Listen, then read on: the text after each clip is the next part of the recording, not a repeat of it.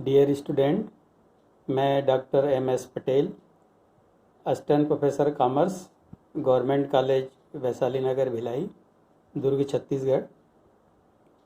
आज मैं आपसे इनकम टैक्स सब्जेक्ट पे एडवांस पेमेंट ऑफ टैक्स पे चर्चा करूँगा। बीकॉम और एमकॉम के स्टूडेंट के लिए ये उपयोगी होगा। एडवांस पेमेंट ऑफ टैक्स क्या है?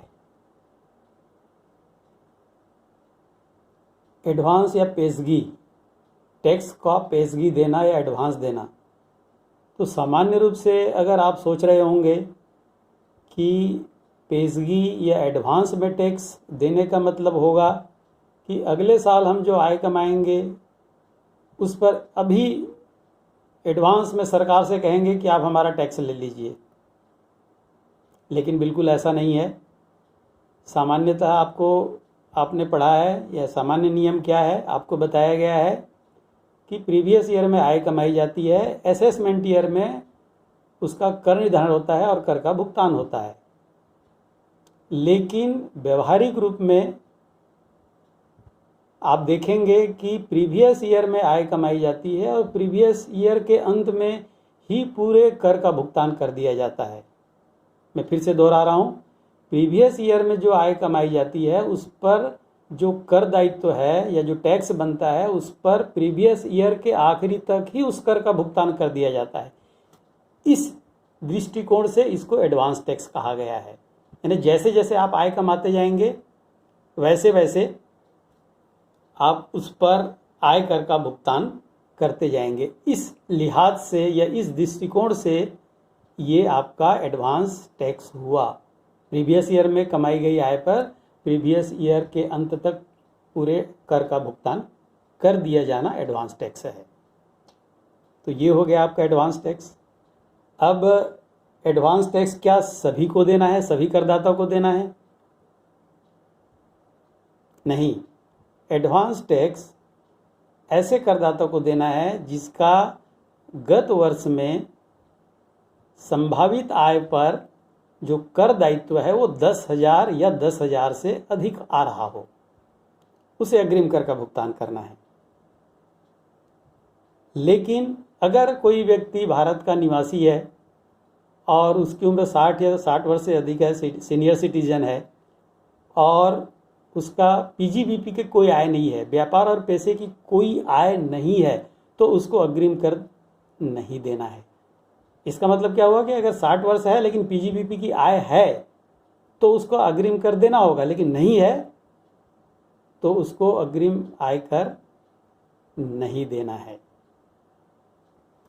अब आपके मन में आ रहा होगा कि अग्रिम अभी प्रीवियस ईयर समाप्त नहीं हुआ है, अभी हम अप्रैल, मई, जून, जुलाई में चल रहे हैं और कितना टैक्स हम एडवांस के रूप में दें। जैसे जैसे कमाया जा रहा है टैक्स, आय कमाई जा रही है, वैसे वैसे किस आधार पर हम टैक्स का भुगतान करें और कैसे भुगतान करें, इसकी क्या प्रक्रिया है, इसके क्या नियम है, आयकर में इसकी क्या व्यवस्थाएं हैं। तो सबसे पहले हम लोग चर्चा करेंगे कि अग्रिम आयकर का निर्धारण। अग्रिम आयकर का निर्धारण करने के लिए आपको प्रीवियस ईयर में जो संभावित आय आपकी होगी उसकी गणना आप पहले कर लेंगे। संभावित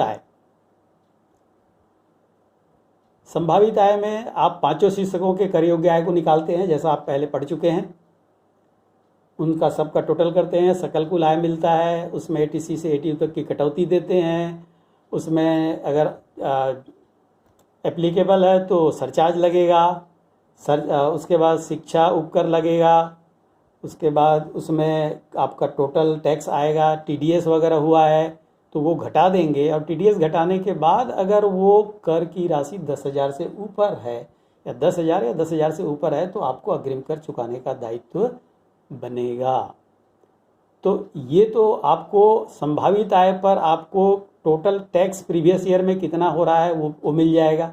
अब इसी जो टैक्स आपको जो मिला, ये जो टैक्स आपको मिला, मान लीजिए वो मिला आपको 1 लाख, तो इस 1 लाख आय कर को आपको किस्तों में भुगतान करना है।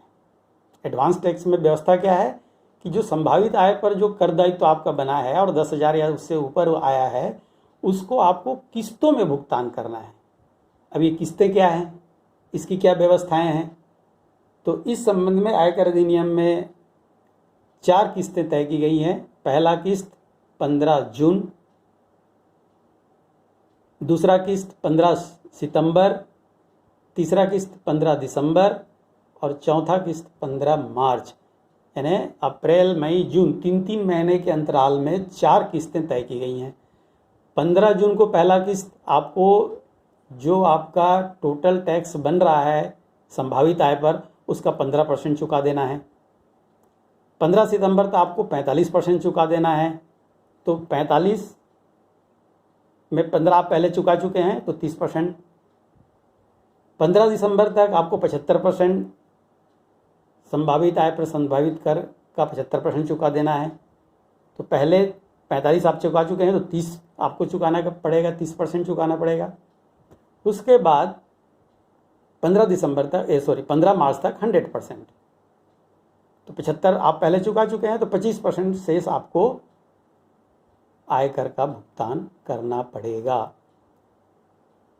तो इस प्रकार से आप ये देख रहे हैं कि प्रीवियस ईयर में कमाई गई आय पर प्रीवियस ईयर में ही आपको टैक्स देना पड़ रहा है, जो एडवांस टैक्स के नाम से जाना जाएगा।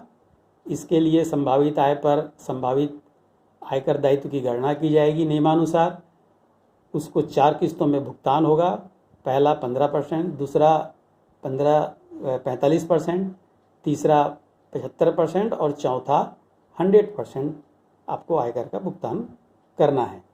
अब अगर कोई व्यक्ति यदि कोई करदाता निर्धारित जो किस्तें हैं उस पर निर्धारित जो आयकर भुगतान करना है 15, 45, 75, 100, अगर उसमें कोई चूक करता है तो क्या होगा, तो इस संबंध में भी आयकर अधिनियम में व्यवस्था दी गई है कि अगर जितना निर्धारित आपको टैक्स पटाना है, अगर उससे आप कम पटाते हैं तो जितना आपने चुकाया, जितना पटाना था, उसके अंतर की राशि पर आपको 1% प्रति माह की दर से अगले 3 महीना के लिए ब्याज देना पड़ेगा।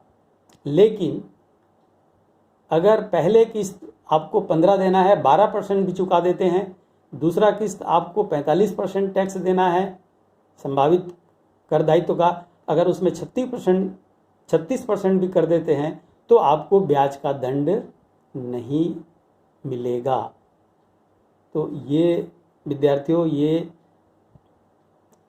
संक्षेप में मैंने आपको बताने का प्रयास किया कि एडवांस पेमेंट ऑफ टैक्स क्या होता है।